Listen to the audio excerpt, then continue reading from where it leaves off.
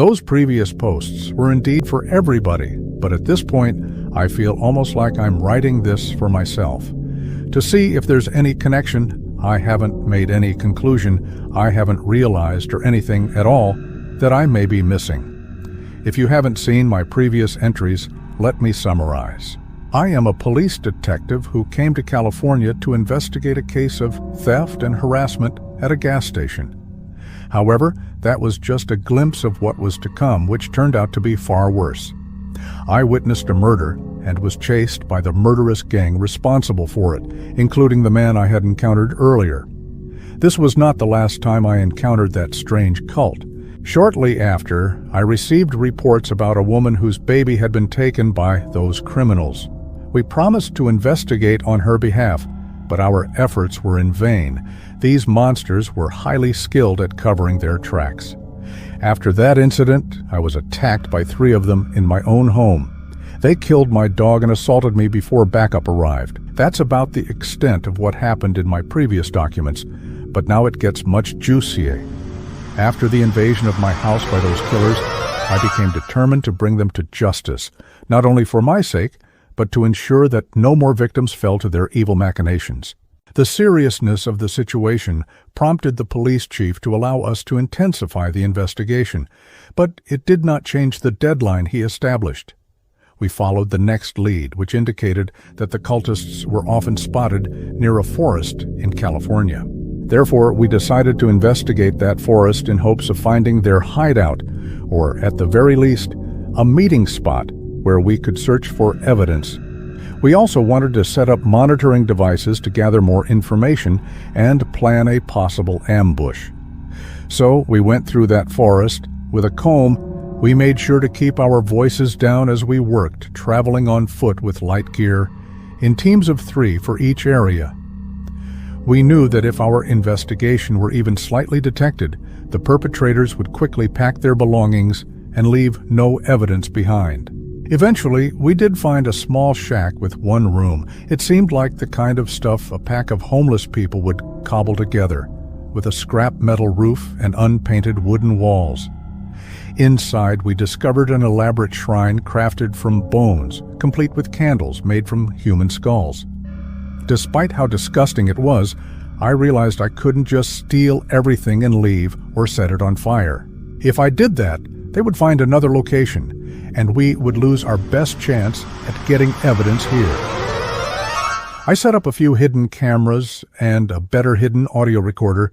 There wasn't much here worth taking with me in the little time I had, without risking them finding out they had been found out. I did, however, steal a signed journal, phoned the radio to tell everybody to pull out, and escape the forest without being detected.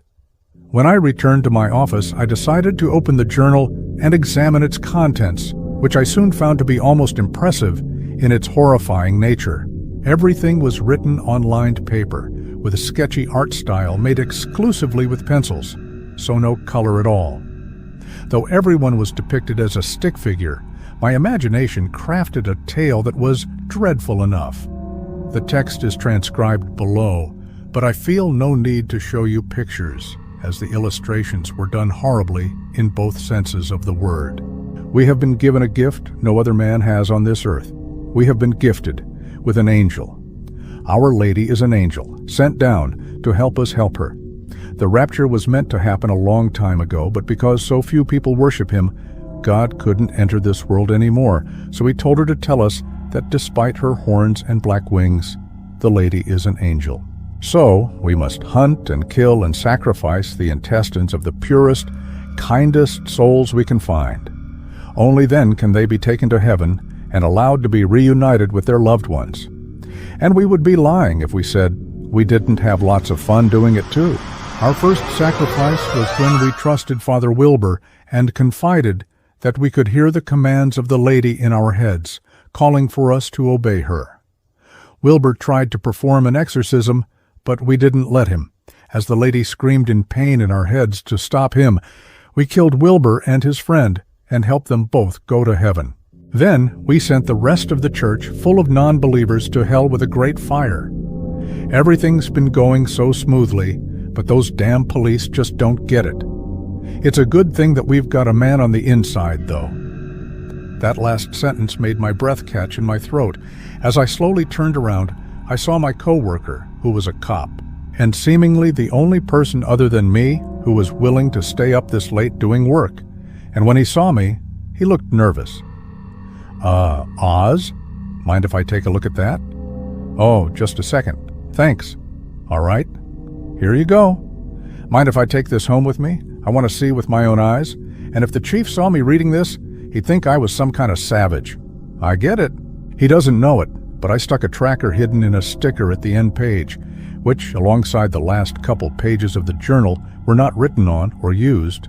Right now, I'm sitting at home watching the tracker and the cameras. I have a feeling the end of this case is near. The last pieces of this puzzle are coming together, but it feels off. Or maybe I just don't like the way it looks.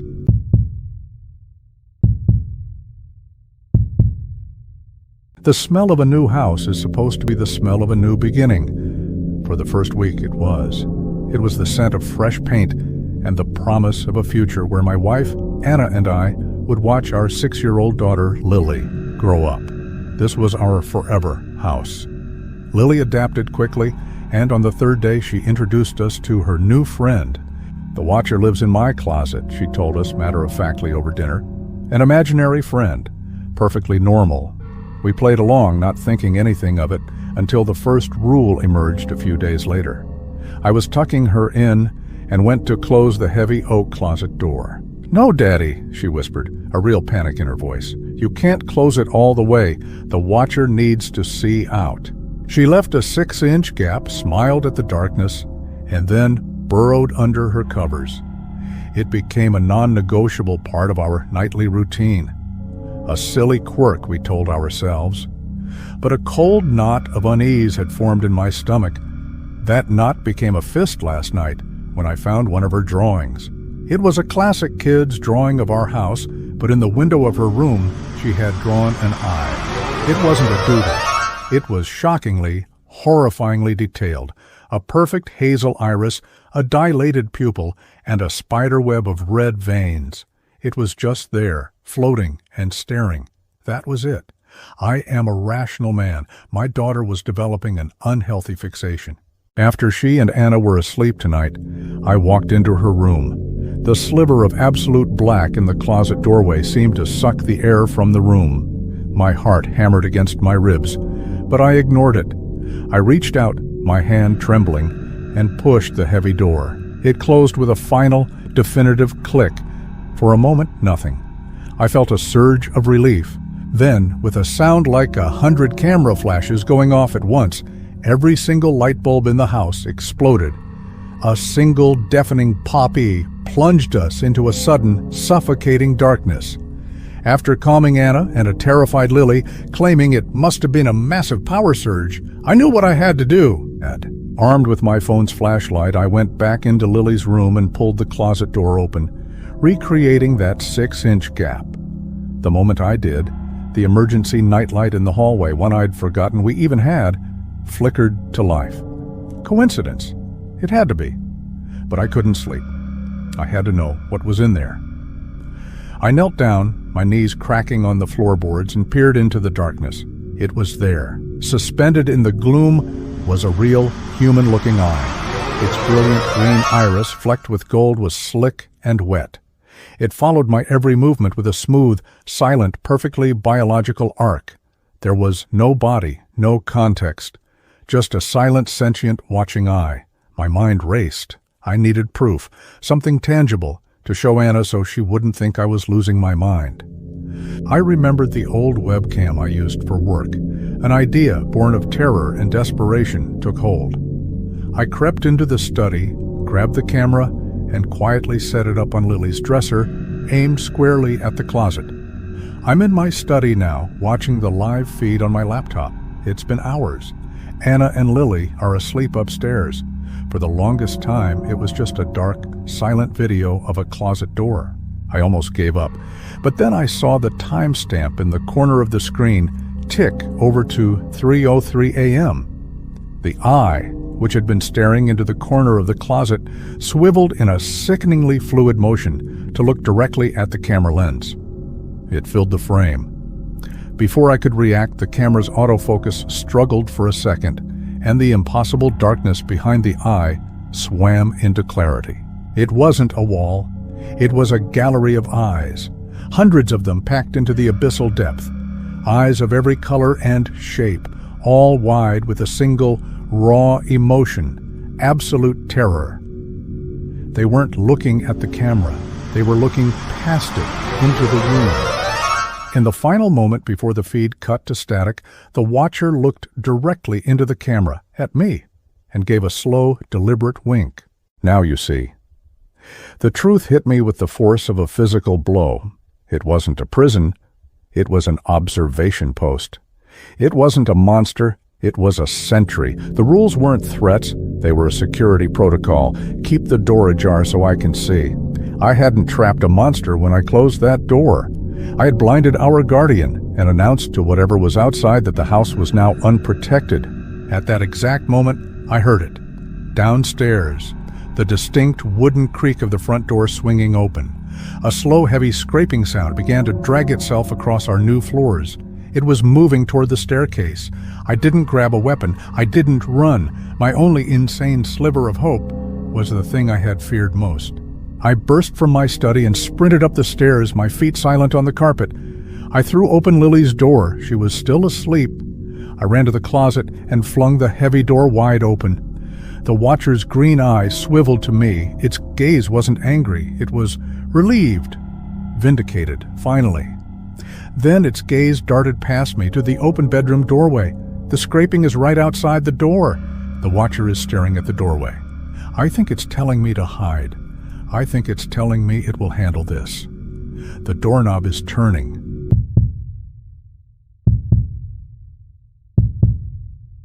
An odd serenity often lingers in the air in the wake of violence. Morbid as it may be, I have always found a sort of peace in the various ambient sounds present at such scenes and learned to appreciate the poetic absurdity of their persistence.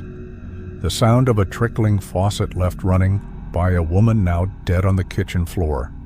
The hollow tones of a wind chime hung from a rafter, just as its owner had done to himself, near flawless juxtapositions that might have drawn the envy of the old masters themselves had they witnessed them.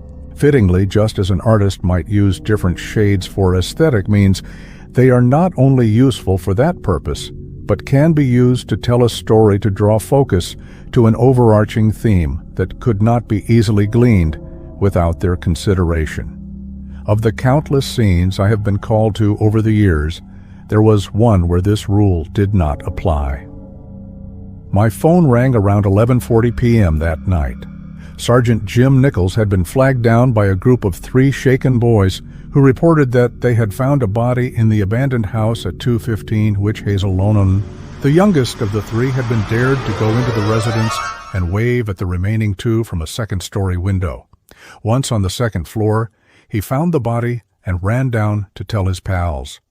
The boys were taken to the station, and their parents were called in order to obtain statements, while Nichols and 2 others went to the address where they found a decomposing body in one of the second-story closets. Hanging up the phone, I rubbed the sleep from my eyes and put on a pot of coffee while I dressed for what would likely be a long night. The gravel drive was fairly short, but it wound through the trees in such a manner that it seemed much longer than it was. At the end rose a decrepit 2-story home that had long since been abandoned.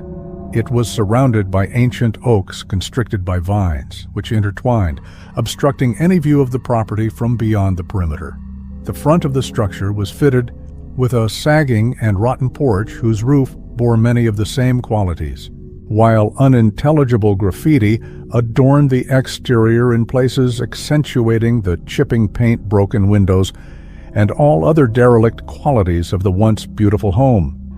The only sources of illumination that night were emitted from the headlights and rotating blues of the patrol cars, which had carried Nichols and the others to the scene earlier that evening. I exited my car, placing my flashlight in the back pocket of my pants, and hung my camera around my neck before approaching the trio. The two younger officers, Haley and Rogers, appeared a bit shaken, which was to be expected. It was the unease I detected on Nichols's grizzled face that gave me some concern.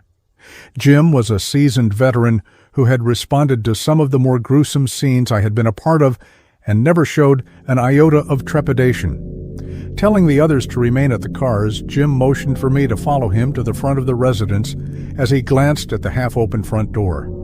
"Something's not right here, Teddy," he said once we were out of earshot of the patrolman. "Foul play?" I asked. "Dunno. It's something about this place. It's like it plays tricks with you." I let out a breathy chuckle. "Halloween was 2 weeks ago, Jim. Maybe it's a case of residual spooks?" He didn't laugh. "I'm not playing around here, Teddy. Something's off. Not sure how to explain it, but—" He trailed off, seeming to try and form a coherent explanation. Confusion and concern were what I was feeling in the moment, but the combination of the two states must have manifested in an impatient or mocking expression.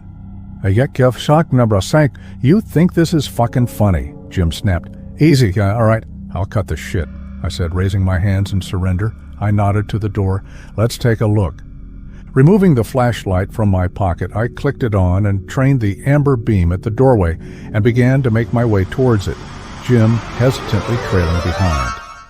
I didn't expect there to be any overt noises in such a house given its abandoned state, but one would imagine the sounds of creaking floors or rafters or the faint sounds of rats clawing about in the walls, but there was nothing. Once I crossed the threshold, the sounds of the officers' radios and the persistent chirping of crickets ceased, as though the door had been closed behind me. I looked back to see Jim standing on the front porch just on the other side of the open door, trying and failing to mask his dread. I shot him a quick smile and motioned with my head for him to come in. After a moment and a deep breath, he joined me in the silence. It was an oppressive quietness. My ears were popping and began to ring as I stepped further into the foyer. If I hadn't seen Jim step in behind me, I would not have known he was there. We stood still a moment while I listened intently for anything, but the only new sound I detected was the faint thumping of my heart and the unsettling, whooshing noise of the blood it was pushing through my veins with progressive intensity. "See what I mean?" came what seemed like a whisper from behind me. Jim moved to my side as we looked around. "Is this place soundproofed?" I asked, half startled by the volume of my own voice resonating in my skull. "Not that I can tell. Even if it were, you'd think those broken windows would let something in." I moved my light towards the windows in the adjoined living room to see nearly all of them had been shattered at one point or another. "This isn't even half of it," he said, pointing his light to the wooden staircase ahead. Wondering what could possibly be stranger than the silence, I made my way to the staircase and began my absurdly quiet ascent. The stairs were old, but mostly intact. I could feel the old boards flexing under my weight, but there was no groaning of wood against wood. I stopped halfway up the stairs upon noticing the absence of something else. "Didn't you say the body was in decomp?" I asked. "What?" Jim responded in what seemed like a whisper. I turned to face him. "Decomp? Didn't you say the body was in decomp? I don't smell shit." "Yeah, noticed that too." Once at the second floor landing, I moved my light to the left down the hallway to see several doors in varying states of openness and a few small piles of refuse left by trespassers. Looking to the right, I saw it several feet from the top of the stairs. Leaning against the wall in a sitting position was the subject of my being in that strange home. The skin had begun to turn a brownish black, the hair on its head was sloughing off, and it wasn't as bloated as I thought it should be. Although its features were not very evident, I could tell by its lack of clothing that it was most definitely the body of a male. I set my flashlight on the banister, ensuring the beam remained trained on the body, raised my camera, and snapped a photo of the gruesome scene. I saw Jim's light coalesce with mine, and I turned to ask a question. "Fuck me," he said. all of the color drained from his face. I looked at the body, then back to Jim. "You told me on the phone that he was in a closet," I said in a near-scolding tone. He stood silent, light, and eyes trained on the rotting corpse. "Jim, if you're about to tell me—" "It was, Ted. It fucking was." "Was? What do you mean it was?" "I mean it was in the closet 2 doors down on the left from the stairs when I last fucking saw it," he said, panic now rising in his voice. I shined my light to the left to see the closet door standing open. Scanning the dirty wooden floor between it and the body, I saw a damp trail leading between the two. I drew my pistol. "Jim, did you and your boys clear the—" "Yes, we cleared the fucking house, Teddy. No one's here and no one's come in." "Unless one of you moved it, we have someone else in here," I snapped, now scanning each doorway for movement. Jim pulled the radio from his belt and tried to call Haley. "Radio's not getting out, Ted." "I'll hold here. You go get the others and clear the first floor. Meet me back here once you're done," I said without looking, Jim's light moving from the body, being the only confirmation that he had heard me. "Get a few other units out here to set up a perimeter too," I yelled with a deafening resonance. I wasn't sure he had heard me, but I didn't want to turn and check. I had been in hairy situations before, but this was most definitely the strangest. I scanned left and right again, half expecting to see a head poking out from one of the rooms. Sensing that I needed to calm down, I took a few deep breaths and moved my light back to the corpse. I knew that I had a few minutes before the 3 patrolmen cleared the first floor and made it back to me, so I decided to use that time to try and deduce the location of our intruder. Looking at the floor in front of each doorway, I couldn't see any sign of recent disturbance, save for the boot prints from the patrolmen's boots and damp drag marks consisting of a reddish-yellow fluid. Surprisingly, the second-story windows were mostly intact, with a few sporting various cracks and chips from decades of neglect. All of them were closed, however, and appeared to have been so for some time, given the cobwebs and dust built up around the edges. Unless there was a way off the second story from inside one of the rooms, someone had to be up there with me. I looked at the body, specifically the arms and legs. If someone had drug it from its previous location, the desiccated skin would be torn by the pressure. But from my position, I couldn't tell if that were the case. From what I could see, there wasn't a rug, blanket, or any other item that could have been used to pull it along the floor either. The cadaver was sitting on the floor with nothing underneath it, rotting flesh to hard wood. Minutes passed as I stood at the top of the stairs. The relatively light weight of my pistol and light seemed to increase as my arms and shoulders began to tire. I couldn't hear where the patrolmen were in the house or if they were inside at all. Despite how scared he may have been, I knew Jim would be back inside as quickly as he could. It was the younger men I feared might refuse to come back inside if they knew what had transpired. I glanced at my watch, and another 3 minutes had passed. The thought crossed my mind that the sicko had made it down to the first floor at some point, and Jim and his men needed help. Checking both ends of the hallway one last time, I backed down the stairs, keeping an eye on the landing. Still, no noise. I took each step carefully as not to fall, keeping one foot planted firm on one step and sliding the other down to the next. I kept waiting to hear the sounds of a scuffle or gunshots, but heard nothing but my heart pounding in my ears. I took a few more steps, feeling that I should be close to the bottom, and turned my head to look behind me.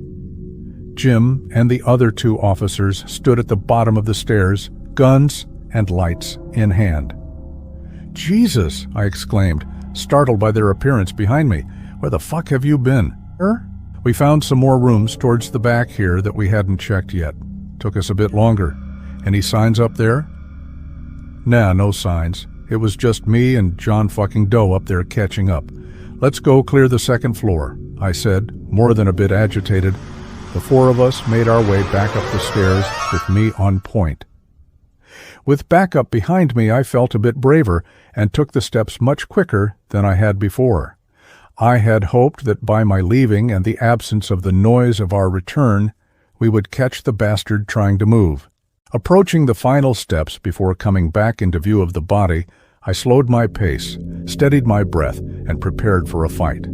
I felt a hand on my shoulder, reassuring me I wouldn't be in it alone. As my head broke the threshold, I shined my light into the hallway. The corpse was gone. "Fuck!" I exclaimed, rushing onto the landing, looking down both ends of the hallway. All at once, sound returned like a tidal wave. Footsteps sounded like thunder, and the creaking of the floorboards sounded as though the house was about to give way. I looked back to see Jim and the other officers now on the landing and shining their lights wildly around the hall.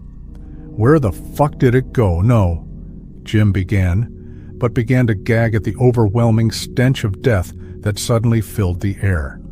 "Holy shit," Rogers said, burying his nose in the crook of his arm.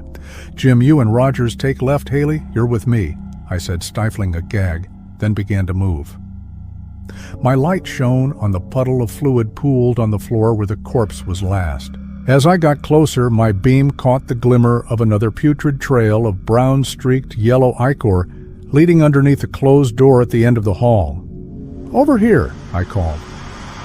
Stepping towards the door, I checked the knob. It was locked, but it was covered with something viscous. I pulled my hand back to see the same noxious fluid covering my hand. Bile rose in my throat as I frantically wiped my hand on my pants. "Police, open up!" Jim ordered as he pushed past me. We stood for a moment, listening for any movement. Nothing. Jim stepped back and, with practiced motion, kicked the door open, and the 3 uniformed officers flooded the room with me at their tail. Amber beams of light shone all around the empty bedroom as we searched every square inch. "In here!" Jim called out from the closet at the other side of the room. Looking at the floor as I moved, I saw where the trail veered from the bedroom door and through the now open closet door. As I reached the threshold, I saw lights fixed once again on the rotting body sitting at the back wall. Sirens and the sounds of tires on gravel heralded our reinforcements' arrival. Jim S. radio must have started working again, since I heard him giving orders for the responding officers to start a sweep of the area. I checked and double-checked the windows in the room to find them closed and covered with dust and cobwebs. They hadn't been opened in years. We searched the house over and over, looking for any trap doors, hidden rooms, or exits, and we found nothing. There was no evidence of any crime having been committed there either. Just bits of trash and broken furniture from years gone by. The exterior search uncovered nothing as well. I was confused, angry, and horrified all at the same time. I felt sick. This was last night, and I haven't slept because I still smell that damn body. My clothes are in a garbage bag on my back porch, and I've taken 3 showers since I got home. The stench must be burned into my nose. The morgue has called my phone 12 times in the past 20 minutes, but I haven't answered. It's gotten very quiet in my house, so I have a feeling of what they may have to say.